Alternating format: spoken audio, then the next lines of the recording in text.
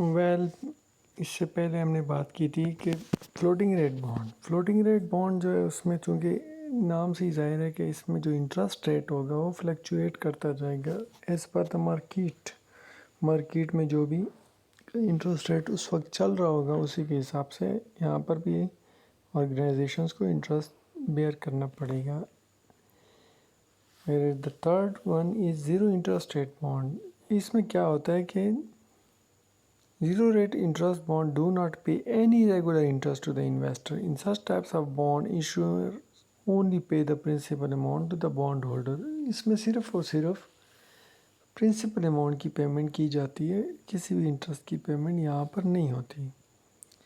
Where inflation linked bond जैसे नाम से ही ज़ाहिर है कि ऐसे बॉन्ड जो लिंक्ड होते हैं इन्फ्लेशन के साथ, मतलब अगर इन्फ्लेशन रेट बढ़ेगा तो इंटरेस्ट रेट भी बढ़ जाएगा। Interest rate of inflation linked bonds is generally lower than fixed rate bonds. अब चूँकि इसमें फिर इंटरेस्ट रेट कम रखा जाता है, क्यों? क्योंकि ये ऑलरेडी इन्फ्लेशन के साथ लिंक्ड होते हैं। परपेचुअल बॉन्ड्स क्या होते हैं? Bonds with no maturity dates are called perpetual bonds. Holders of perpetual bonds enjoy interest throughout. जैसे हमने इससे पहले जिक्र किया था कि मैच्योरिटी डेट होती है किसी भी बॉन्ड की ना, कि इतने साल के लिए ये बॉन्ड होगा, उसके बाद जब वो टाइम पीरियड पूरा हो जाएगा तो वो मैच्योर हो जाएगा और बॉन्ड होल्डर से वापस ले लिया जाएगा। जो परपेचुअल बॉन्ड्स होते हैं इसकी कोई भी डिफाइंड मैच्योरिटी पीरियड नहीं होता। तो इसका मतलब ये होगा कि इस पे फिर इंटरेस्ट जो है जब तक तो चल रहा है इंटरेस्ट देना पड़ेगा, क्योंकि उसकी कोई लाइफ नहीं होती। इस वजह से interest throughout the life वो इंजॉय करता जाता है holder of that bond. Six one जो है सबऑर्डिनेट बॉन्ड कौन से होते हैं? Which are given less priority as compare to other bond. नाम से ही ज़ाहिर है, जैसे सबऑर्डिनेट, हम अपने कुलीग्स के बारे में बात करते हैं, ये मेरा सबऑर्डिनेट है, तो इस तरह ये बॉन्ड जो है ये इसको प्रायोरिटी कम दी जाती है as compare to other bonds. In case of a close down are called subordinate bond. For example जब कंपनी बंद होती है तो उस वक्त इन बॉन्ड्स को सबसे आखिर में तवज्जो दी जाती है और इन बॉन्ड्स की पेमेंट की जाती है।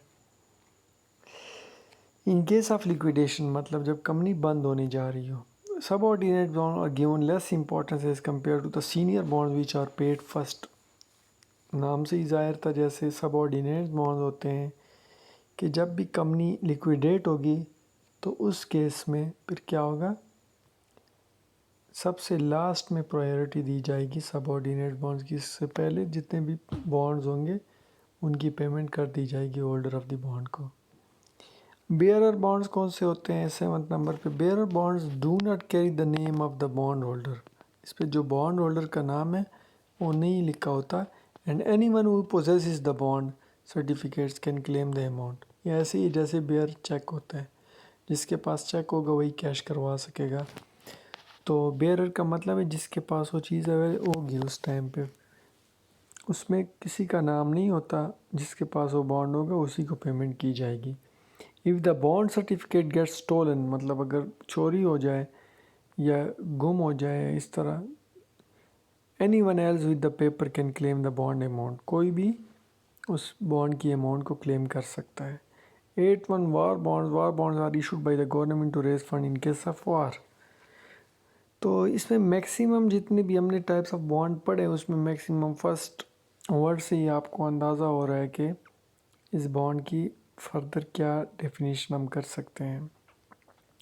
Serial bonds maturing over a period of time in instalments are called serial bonds. इसके बाद climate bond are issued by any government to raise funds when the country concern faces any adverse changes in climate condition. मतलब ये bond जो है आप fund generate करते हैं किस पर्पस के लिए, कि आप क्लाइमेट से रिलेटेड अगर कोई इश्यूज एराइज हुए हैं तो उनको टैकल कर सकें। अब उसके बाद है deep discount bond. Deep discount bond का क्या मतलब है? A type of zero interest bond which are offered for sale at discounted value and it's redeemed at face value on its maturity. जैसे हमने पहले जिक्र किया था कि ज़ीरो इंटरेस्ट रेट बॉन्ड जो होते हैं, चूँकि आपको उस पर इंटरेस्ट नहीं देना पड़ता, ऑर्गेनाइजेशंस को, जो भी इशूअर अथॉरिटी है उसको इंटरेस्ट नहीं देना पड़ता, तो अगर उसकी कीमत 100 रुपये है तो 90 पे इशू करेगा। मतलब होल्डर ऑफ द बॉन्ड को सिर्फ 90 रुपीज़ देने पड़ेंगे। क्यों? क्योंकि जब वो वापस करेगा तो 100 रुपीज़ उसको दिए जाएंगे। तो इसका मतलब बज़ाहिर तो ये इंटरेस्ट नहीं दे रहा, लेकिन असल में इंटरेस्ट दे भी रहा है। वो कैसे कि 100 रुपये का बॉन्ड था, उसकी जो फेस वैल्यू थी वो सपोज 100 रुपये की थी, लेकिन उसको क्या हुआ, 90 का उसको मिल गया। तो 10 का जो डिफरेंस आ रहा है वो क्यों आ रहा है? क्योंकि उसको इंटरेस्ट नहीं देना पड़ेगा। जो होल्डर ऑफ द बॉन्ड होगा उसको डीप डिस्काउंट बॉन्ड, नाम से ज़ाहिर है कि इस पर आपको डिस्काउंट मिला है। जो भी होल्डर है उसको डिस्काउंट मिला होगा उस बॉन्ड को लेते हुए, आखिर में उसको पूरी की पूरी पेमेंट मिल जाएगी। लेकिन जब वो लेगा जिस वक्त वो बॉन्ड ऑर्गेनाइजेशन से, तो उसको डिस्काउंटेड प्राइस पे वो बॉन्ड मिला होगा। और ये टाइप है एक ज़ीरो इंटरेस्ट बॉन्ड की। उसके बाद है कन्वर्टेबल बॉन्ड्स। कन्वर्टेबल बॉन्ड्स ऐसे बॉन्ड होते हैं जिसको आप कन्वर्ट कर सकते हैं इक्विटी या शेयर्स में, और उसकी एक फ़िक्स कन्वर्जन प्राइस होती है। मतलब आपके पास एक बॉन्ड है 100 रुपये का, आपने उसको कन्वर्ट करना है शेयर्स या इक्विटी में, तो आपको आप शुरू से ही बता दिया जाएगा कि इस एक बॉन्ड के बदले में जिसकी कीमत 100 रुपये है, आपको 10 शेयर्स मिलेंगे और उस एक शेयर की वैल्यू 10 रुपीज़ सपोज़ अगर है तो मतलब ये आप कन्वर्ट कर सकते हैं। इसी वजह से इसका नाम भी कन्वर्टेबल बॉन्ड रखा है। नेक्स्ट जो है ऑप्शन बॉन्ड। ऑप्शन बॉन्ड क्या होता है? इसमें आपको ऑप्शन दिया जाता है कि आया आप इसको, it encompasses those cumulative and non-cumulative bonds in which interest is payable on regular interval. Further redemption premium is offered to draw the attention of investor.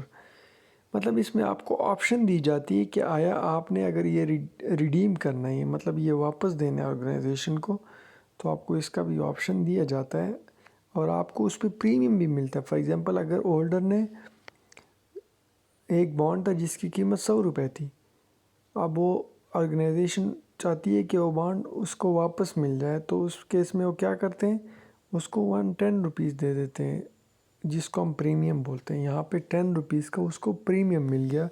Redemption का मतलब होता है वापस लेना।